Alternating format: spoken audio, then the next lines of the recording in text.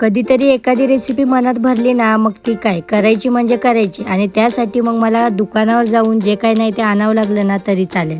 म्हणजेच की आज मला करायची होती ना वल्ल्या वाटाण्याची मस्त अशा कचोऱ्या. तर मी तुमच्यासोबत ही रेसिपी शेअर केलेली आहे. त्यासाठी तव्यावर सर्वात आधी धन, जिरं आणि बडीशोप हे सगळं भाजायला ठेवलं आहे. त्यासोबत कढईमध्ये इकडे हिरवे वाटाणे आणि त्यामध्ये हिरवी मिरची, लसूण टाकून परतवायला ठेवलं आहे. हे दोन्ही परतता येतावर म्हटलं पिठाचा गोळा लावून घेऊ. त्यासाठी थोडासा मैदा, त्यामध्ये 1-2 चमचे तेल आणि चवीपुरतं मीठ, सोबतच त्याच्यामध्ये ओवा टाकून छान असं मळून घ्यायचं आहे. आपण जसं चपातीचं पीठ मळतो त्याच प्रकारे घट्ट गोळा लावून घ्यायचा आहे छान प्रकारे. याचा छान गोळा लावून झाल्यावरती चारी साईडून चांगला एकत्र करून झाकण ठेवून याला थोडा वेळ बाजूला ठेवून द्यायचं आहे. त्यानंतर आपण जे काय बडीशोप वगैरे हे साबूत गोष्टी भाजल्या होत्या त्या मिक्सरमधून छान अशा बारीक काढून घेऊयात. आणि या कचोरीमध्ये सर्वात म्हणजे स्पेशल आणि युनिक मसाला जो काही असेल ना तो हाच असेल. तुम्ही बाकी काही टाका नाही टाका, पण हा कचोरी मसाला नक्कीच टाका. त्यानंतर मटर आणि जे काय आपण हिरवी मिरची, लसूण टाकून भाजून घेतलं होतं त्यालाही मिक्सरमधून काढून घ्या.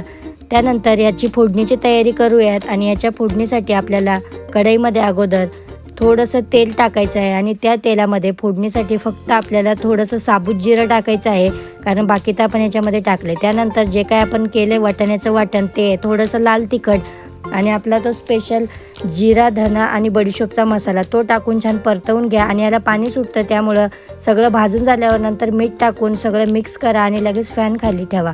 हे थंडगार होईल. तेल गरम करायला ठेवूयात. तेल गरम होते त्यावर आपण आपल्या पिठाची बघू काय अवस्था झालेली आहे. छान अशा प्रकारे पीठ झालं पाहिजे. तुम्ही बघू शकता मस्त असं. त्याला परत थोडंसं तेलाचा हात लावून छान नरम करून घ्या आणि असे छोटे छोटे गोळे करून घ्या.